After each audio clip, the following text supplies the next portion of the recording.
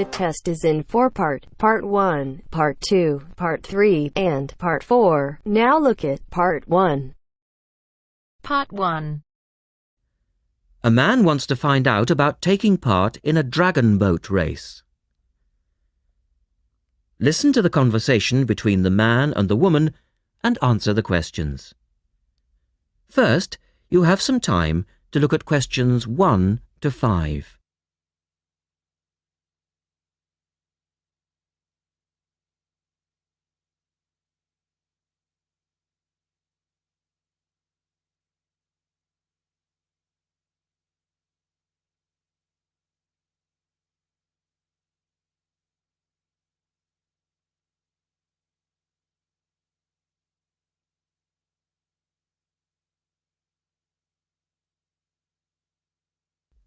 Now we shall begin. You should answer the questions as you listen because you will not hear the recording a second time. Listen carefully and answer questions 1 to 5.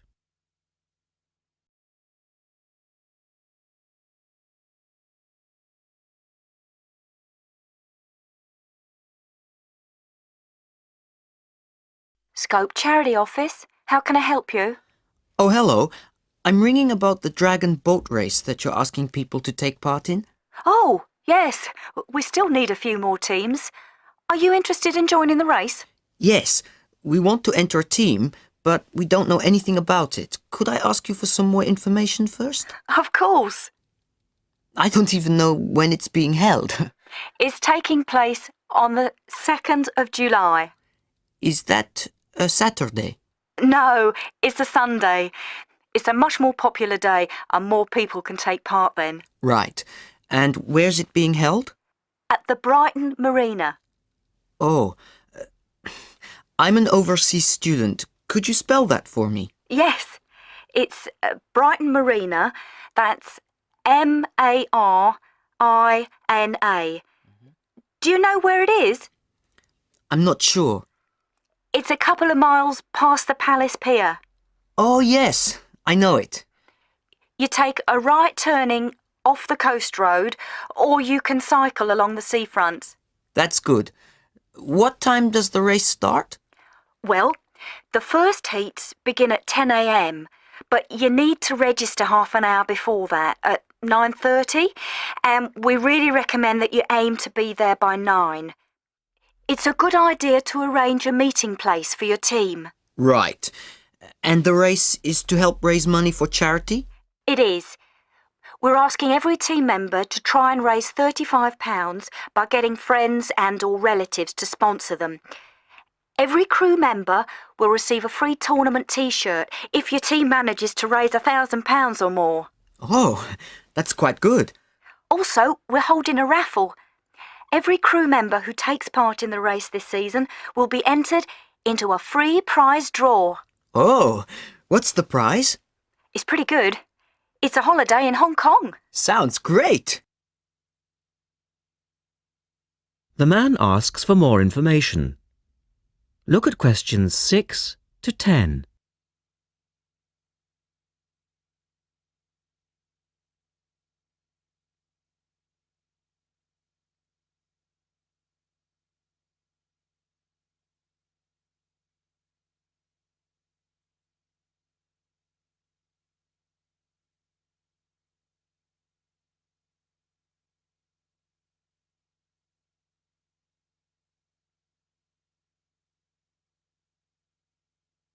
Now listen to their conversation and answer questions 6 to 10. Is there anything else you need to know?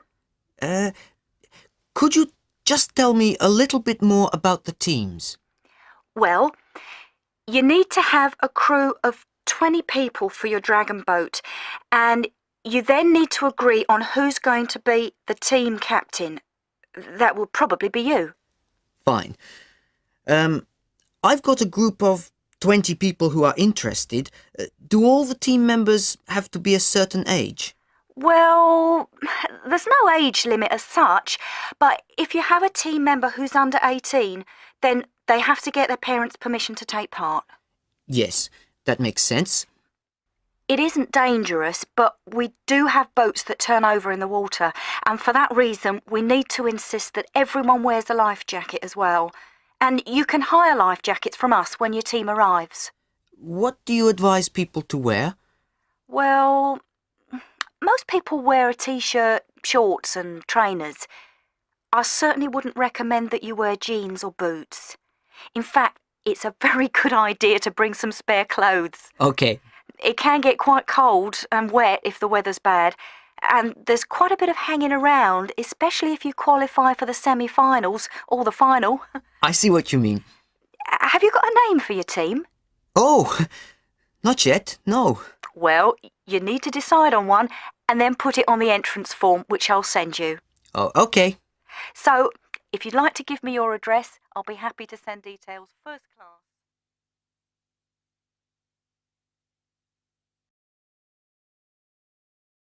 That is the end of part 1.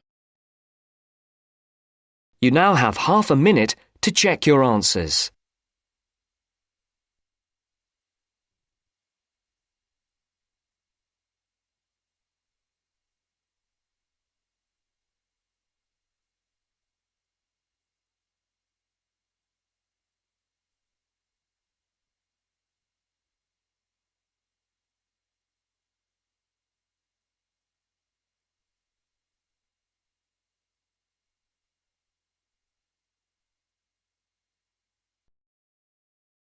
Now turns to part 2. Part 2. You are going to hear some announcements made to a group of people who are planning a trip to Greece. First, you have some time to look at questions 11 to 15.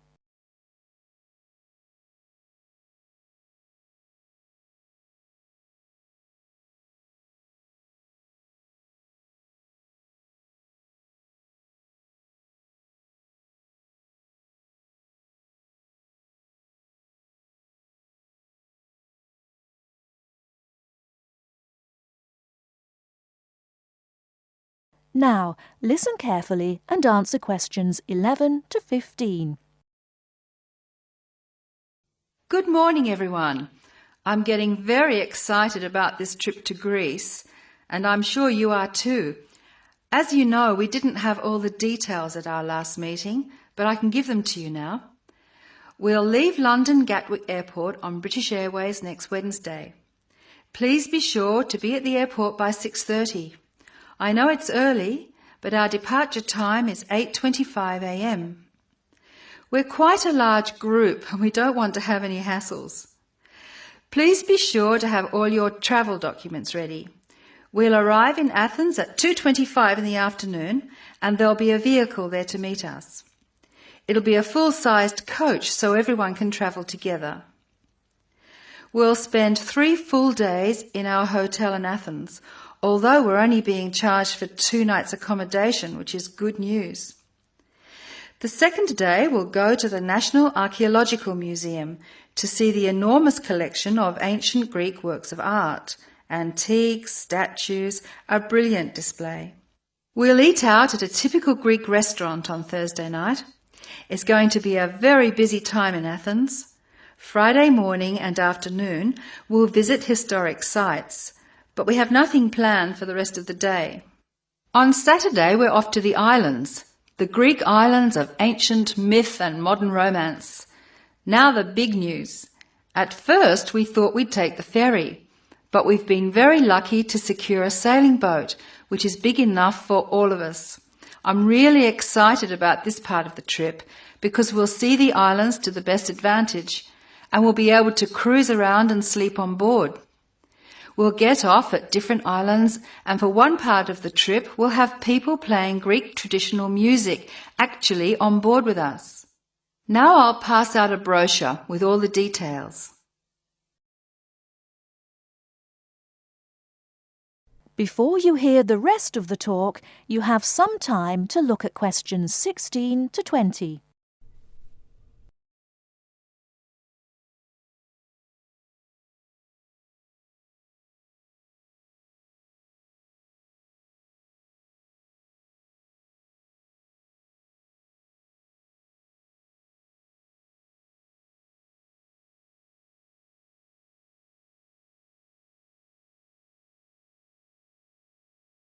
Now listen and answer questions 16 to 20.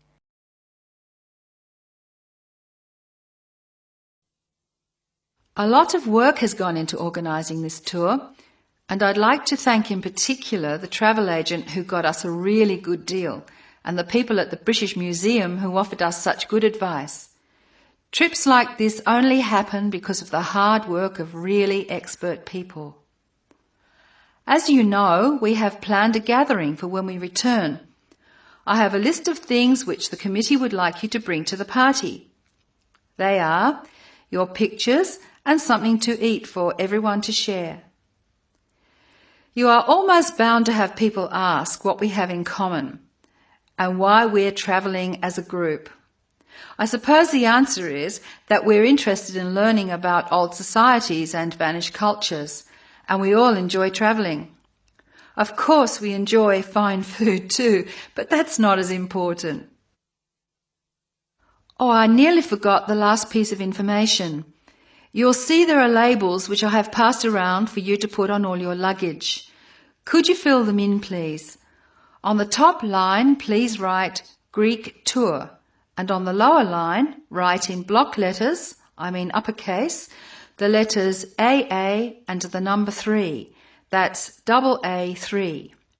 We need to have these labels clearly displayed to help the baggage handlers keep our luggage together on the different parts of our trip, so please don't take them off.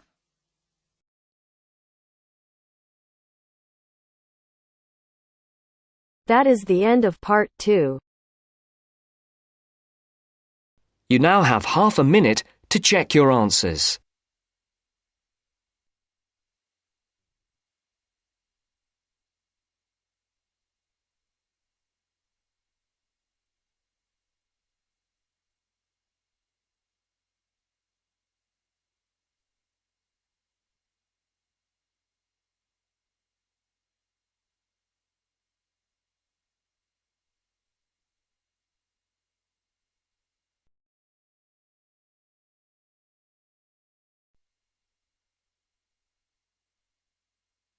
Now turns to part 3.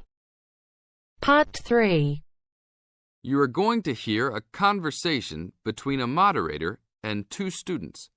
First, you have some time to look at questions 21 to 25.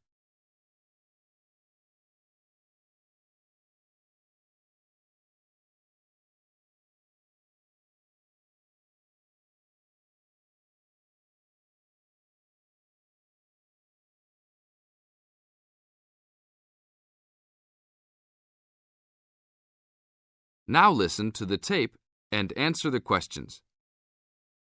Today we will hear 2 views of the book Fast Food Nation, The Dark Side of the All-American Meal by Eric Schlosser. Many have deemed this a fascinating socio-cultural report that explains how the development of fast food restaurants has led to the standardization of American culture, widespread obesity, urban sprawl and more. Well, I think that Schlosser's book promises a lot but delivers less than a highly hyped fast food meal. The book is not well written, and it lacks organization as it skips around in its telling of fast food horror stories. And then he spends a great deal of time on Walt Disney and bashing Disneyland. Why is that in a book about fast food? Bashing is the best word for this book. According to this book, Schlosser clearly believes that the fast food industry is responsible for every problem in America today. From the common cold, to inflation, to malls, to unruly kids, to warts. He blames it all on big business and especially the big food business. The book is written in a breathless, alarming motive that makes it sound like McDonald's and Disney are co-conspirators to take over the world and force every living child to eat greasy French fries. Give me a break. Schlosser is also very biased for the left, praising unions while ripping right-wing values and Republicans. Nixon seems to get special attention. Just having your picture made with him gets sinister prose and makes you a co-conspirator. Despite claims of research, there are numerous blatant assertions such as parents in the 80s spent more money on their children because they felt guilty about not spending time with them. How does he know that? Is all consumer spending on kids really driven by guilt? The book is a farce. Save your money to buy a Big Mac and read something else. Only read this ridiculous book if you are an anti-Republican, anti-big business, there are evil forces everywhere subverting the world fan. Thank you, William.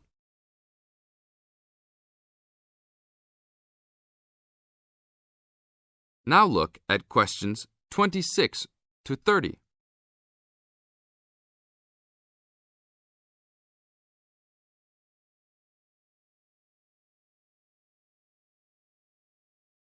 As the talk continues, answer questions 26 to 30.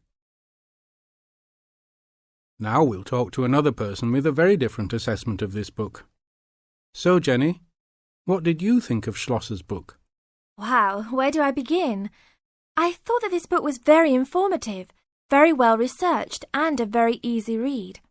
Schlosser did a wonderful job of organising the vast amount of information that he placed in this book. For a non-fiction book, I found that Fast Food Nation kept me entertained throughout its entirety. In fact, I couldn't put it down. The history of the fast food industry itself was fascinating, as well as the background information on the potato and meat industries.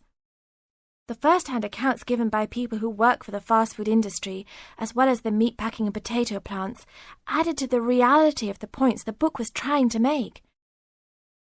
The fast food industry and all industries supported by fast food companies have some serious issues that need to be addressed by the nation.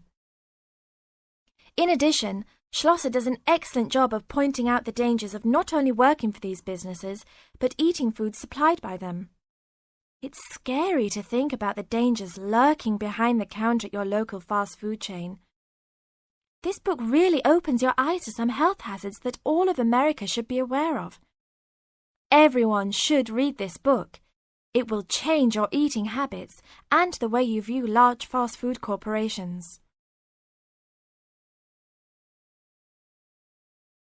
That is the end of part 3.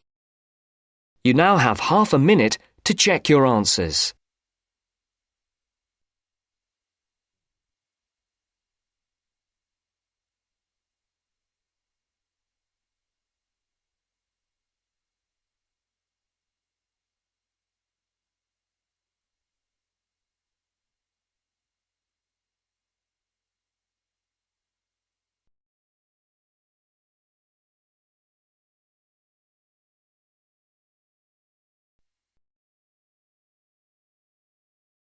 Now turns to part 4.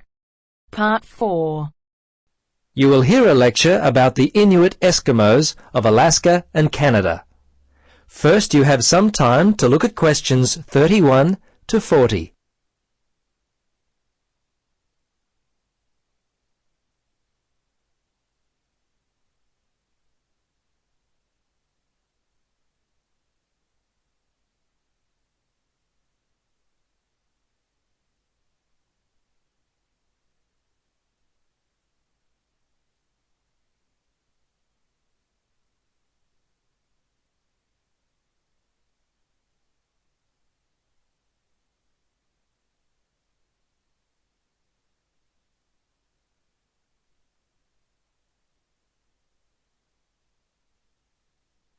Now listen and answer questions 31 to 40.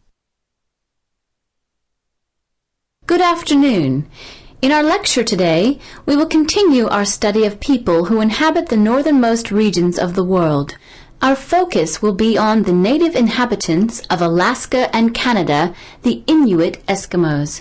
They have been called the native inhabitants, as the Inuit were the people who had most recently migrated across the gap between Alaska and Siberia. Distinctly Asian in origin, the Inuit, which is literally translated the people in their native language, developed their civilization in what is now the Bering Sea region about 1,000 years ago. Their culture spread eastward and is called the Thule culture, after the place in northern Greenland where archaeologists first discovered it. The first Europeans to meet Inuit people were Norse settlers in what is now northern Newfoundland, Canada. These settlers lived there for a short time around 1000 AD. Approximately 500 years later, beginning in the 1500s, European whalers, fishing crews, and explorers met many Inuit along the coast of Labrador. Russians and other Europeans first met Alaskan Inuit in the 1700s. 100 years later, in the mid-1800s, whalers began to hunt in the Arctic. Some Inuit were employed by whalers and traded with them during that time. Perhaps one of the most interesting aspects of the Inuit is how they were able to survive and grow in such a harsh Arctic environment. Firstly, and not surprisingly, their homes were well adapted to the freezing conditions. They lived in predominantly two types of housing that would keep them warm. In the cold summer, they would live in tents that were made from the skin of the animals they had hunted for food, and they also traveled in boats. These were called umiaks by the natives. In the winter, they would live in houses made of sod, and when on hunting trips, they would commute by dog sled and build temporary houses made from ice. These igloos, which is the Inuit word for house, were uniquely made with a sharp blade carved out of walrus tusk. They would cut large blocks of hard-packed snow, about 3 meters wide, out of the ground. The blocks would then be used to build a 6-meter dome over a wide, shallow hole. Within 1 or 2 hours, an igloo up to 10 meters in length could be built. It was weatherproof and large enough to house an entire family.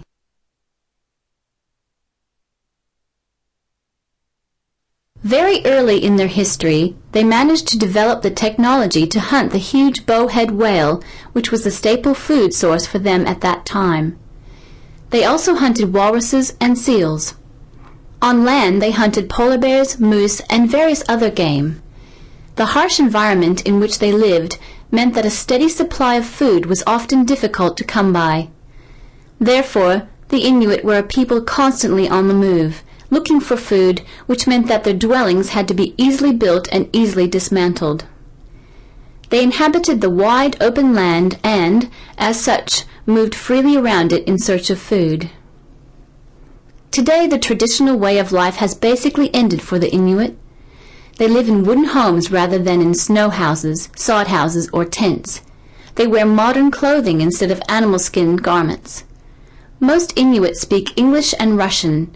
Some speak Danish, while fewer still continue to hold on to their cultural roots by passing on to the younger generation their native language. The kayak and umiak, their principal means of travel, have given way to the motorboat, and the snowmobile has replaced the dog team. The combined percentage of the Inuit population in Alaska and Canada stands at 63%, the latter being 29% and the former around 34%. Some Alaskan Inuit live in towns and cities, but the majority live in small settlements and hunt and fish for most of their food. Most of those in Canada live in towns and housing provided by. That is the end of part 4. You now have half a minute to check your answers.